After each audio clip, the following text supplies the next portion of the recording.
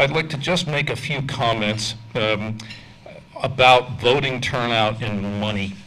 I think this topic is hugely under-researched.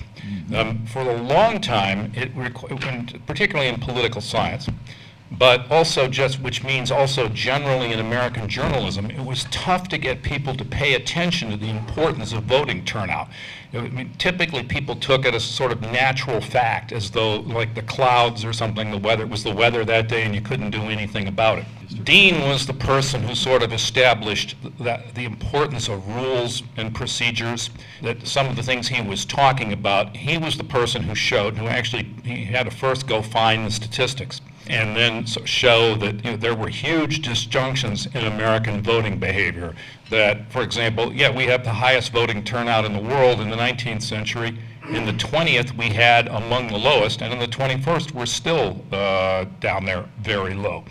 And a point I know, which he did not mention, but which I know he knows because he's the one who told me, you typically see substantial drops between presidential year turnouts and off-year elections. This year's drop, the drop from 2008 to 2010, is the second largest in modern U.S. history. That is to say, the fallout in turnout was enormous, much larger than usual, which is a really interesting, I think, and significant fact. We could maybe pick up on that in the questions and answers. Once you realize that turnout is a variable, and Dean established, I think, the main ways you do this in the older system. That is to say, the stuff that predominated in the 20th century, things like registration requirements are enormously important in controlling turnout. I recall when I came back into Boston and I had to go re-register to vote, I went down there, signed up at City Hall, and then they said, "Do you happen to have a piece of mail on you?" And I said, "Huh?"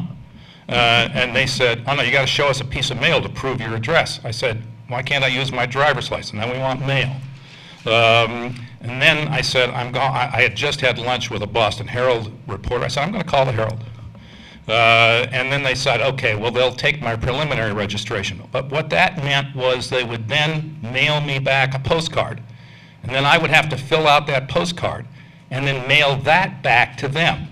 That's how you get on the rolls in Boston. That's why Boston turnout, when you do any election except president and Congress, if you go to the local elections, and those were long ago moved off the November dates to make sure that there's like no distracting forces could intervene to get somebody to vote, you will often see 15% or less of the population voting. That's it.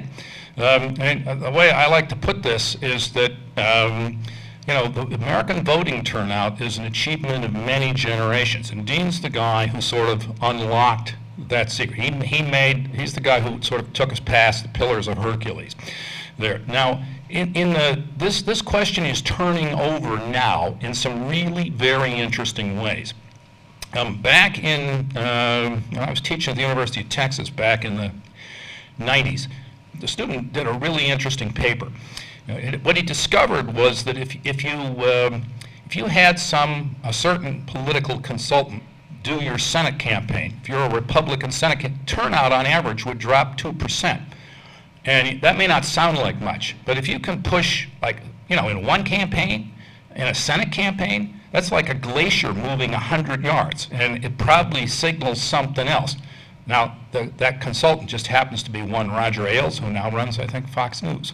People have known for a long time that you can do things to push down turnout beyond the obvious, like make it tough for them to vote by separating the election days from the presidential elections where you're going to get much higher turnout. But we still don't know too much about that. It's clear beyond the personal registration statutes, and the poll taxes are now abolished by a constitutional amendment. And if you look around America right now, you will see that there's two places, it seems to me, where they're really interesting stuff. There's a nice book on this by Spencer Overton, which Dean cites. And one is felon voting. I mean, I have to tell you, when you start to look at the felon voting story, I mean, my first thought was this can't be that big a deal. Now, it's really a very interesting deal because over time, so the cumulative impact of felon voting laws where the felons can't vote, when you come out of prison, you still don't get your rights back in a fair number of cases, is in particular in the black community. What it means is just a huge chunk of those folks get disenfranchised in a cumulative way over time.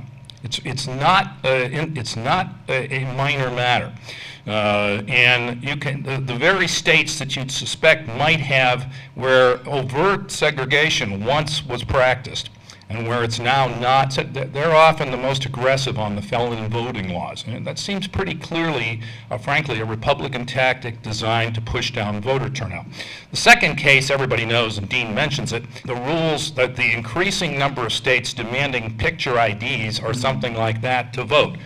You all know what the problem with that is. Huge numbers of people don't carry pictures of themselves around unless you have a driver's license. Lots of people don't have driver's licenses. Who needs to carry their passport to vote? But that's where you're moving toward a lot of nonsense like that. And this, again, when you start to look through where is this in America and how big it is, it's getting very large. This is not a small cloud that shadows American voting. It's becoming a fairly large cloud, and it needs a lot more attention. And so, frankly, to me, one of the disappointing things about the Obama administration was I figured they'd do something about this. As far as I can tell, the Justice Department hasn't done anything about this stuff. They did finally tell states they had to enforce motor vehicle registration places and things like that. They actually had to observe those. But that's pretty much it.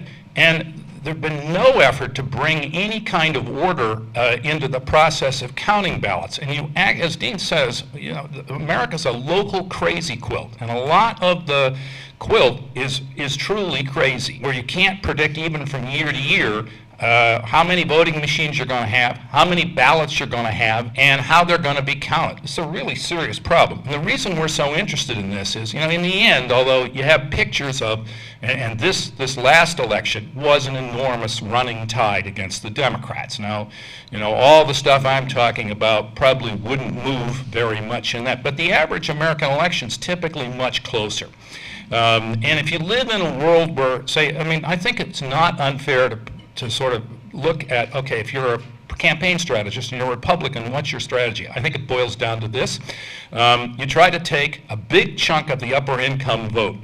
Then you've got to find a way to split the lower, middle, and lower class poor people voting, just a touch. Now, in fact, it's normal in American politics and journalism to greatly exaggerate how successful they are at that. I think Andrew Gelman and Larry Bartell's work has shown you that at just about every point in time, the folks who are most likely to vote Democratic are the poor Americans. Lynn Paramore, Dr. Paramore, had a very nice piece on this just after the election. That was true in this election. If somebody was going to vote Democratic, you know, the percentage possibility of doing that went down straight with income there. Well, and so the question of like messing around with turnout, where elections are, you're dealing with relatively low turnout situations where votes are split in a bunch of places. This stuff matters, and you can move anywhere from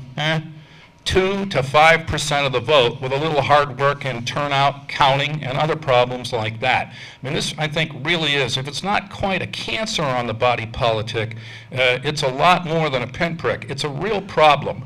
And it could, given the patterns of American voter turnout, if you suspect, like I do, that what Dean found about this last election, that is to say, this enormous drop in turnout, you might again be looking at a sort of secular change in turnout. If you look at what happened as the 60s broke up, the 73-74 recession and the 74 elections, there's a big drop in turnout, and it stayed down. That was one of the ways that sort of a Republican surge manifested itself in the next 20 years. It made it easy. You could conceivably see some similar tidal shifts happening to us right now as we sort of sit here at the Roosevelt Institute. Thank you.